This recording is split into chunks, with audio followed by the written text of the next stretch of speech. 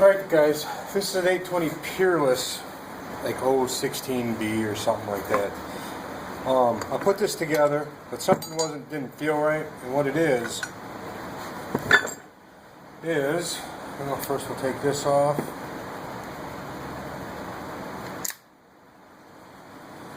that off. What I do with these, just drop them straight down. I ain't got to pull them apart. So what I did, I put these on wrong.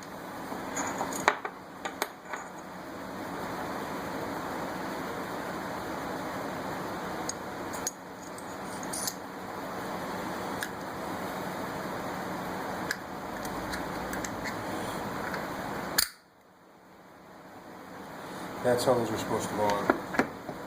So then, I'm just going to slide all this back together and make sure I got it all. Back in there.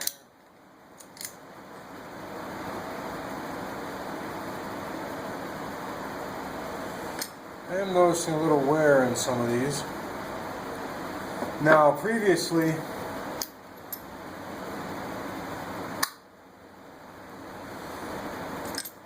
I had already went through and greased all this when I put it together the first time, so I don't have to redo that now. Just making sure everything's sitting like it's supposed to. This assembly right now is in neutral. Make sure I got this facing out so it can ride right here on the inside edges.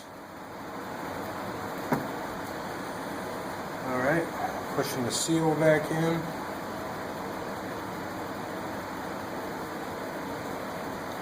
The seals and the bearings and everything look pretty good in here yet, so. Alright, so now I'm just going to take this whole assembly, drop it back in here, line everything up.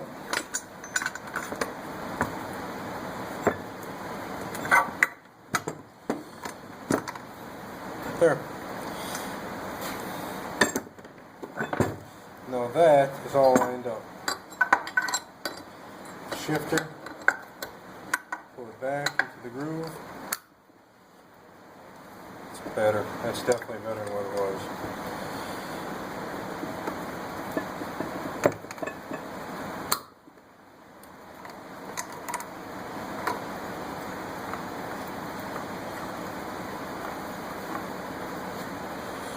Then one more, it should be reverse.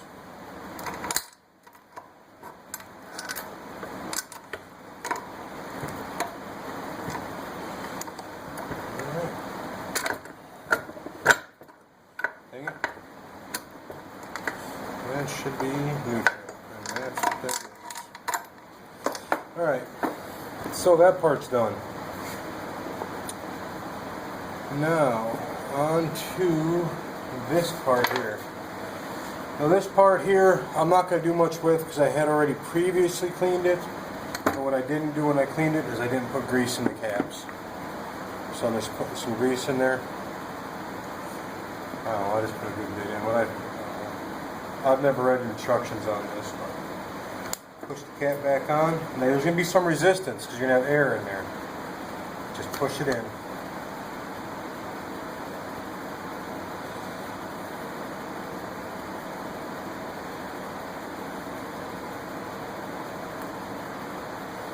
Now I see this one here has a little bitty bearing. So I'm just going to go ahead and pack a little grease into that. Can't hurt, right?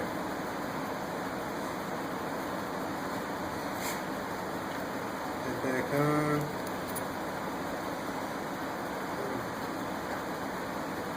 Cap back on. Alright, now,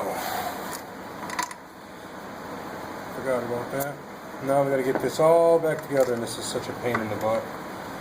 What I do is just pull it back, get the chain around,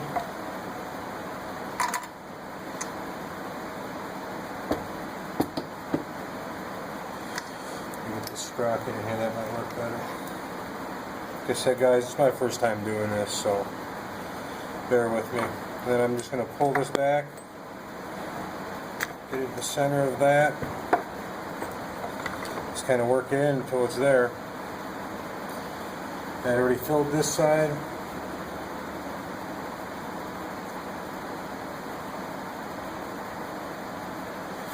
So now push this on.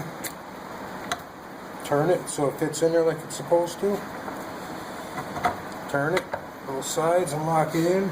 Alright, that's in. Meshing nice.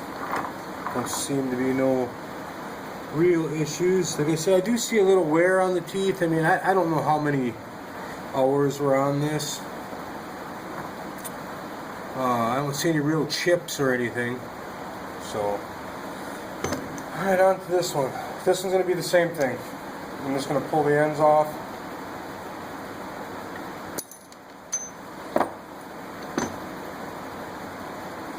Put some grease in them.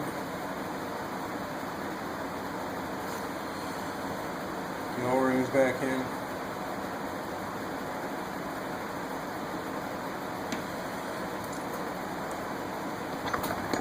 Push it on.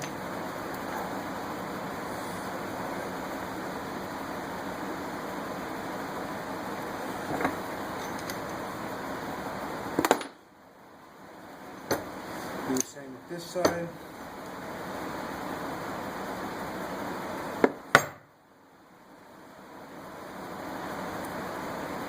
Those look to be in really, really good shape, so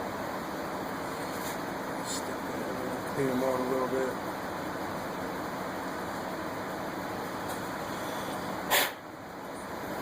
Alright. Give some grease.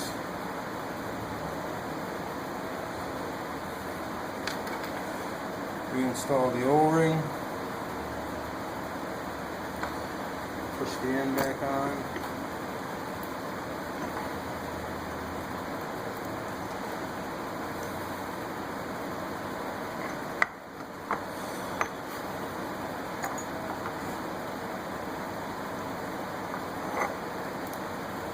Too much grease.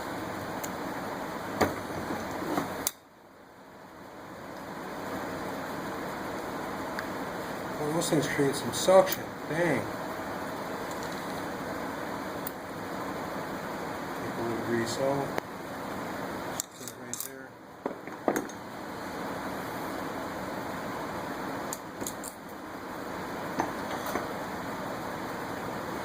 Alright.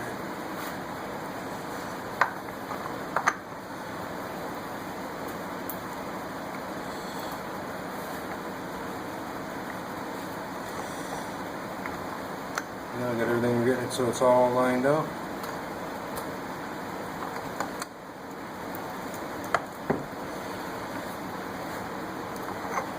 Dang it, still too much grease.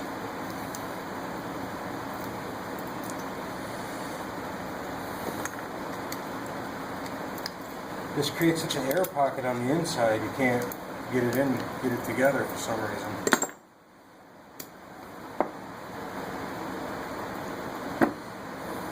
Let me wipe some of this off a little bit so I can get my hands on it.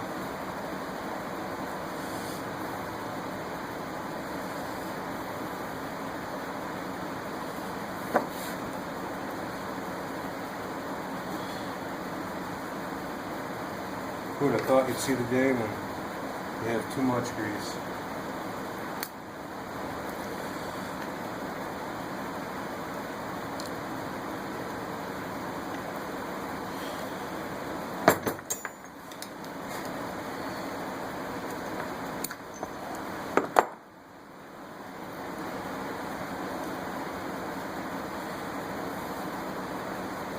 This should be it.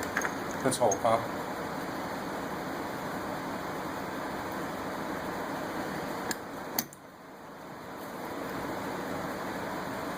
Well, we'll try it.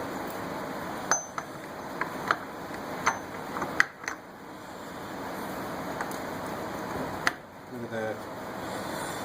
Alright, so now that that's in,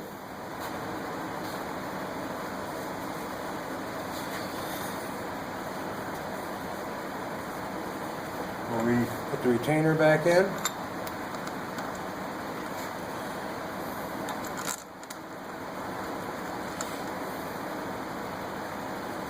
The one thing I don't have, guys, and you're all going to curse me for, is I do not own a torque wrench.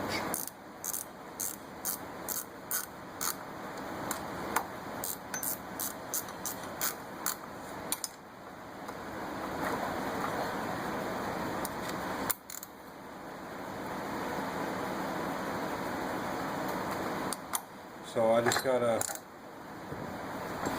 be careful. Alright guys, so now we're at the point of putting your everyday old axle in.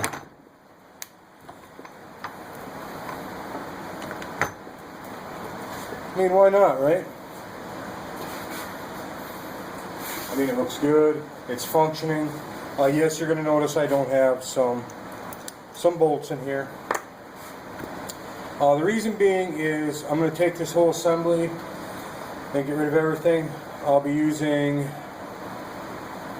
these shims, or these bearings. These bearings, because I don't really have any other ones. I might see if I can find a couple, maybe take them in and see if I can get them matched up. Anyways, bearings, bow ring, or bow gear I should say, and I might have to use these spacers. Other than that, what we're going to be using is, let me move this off of here.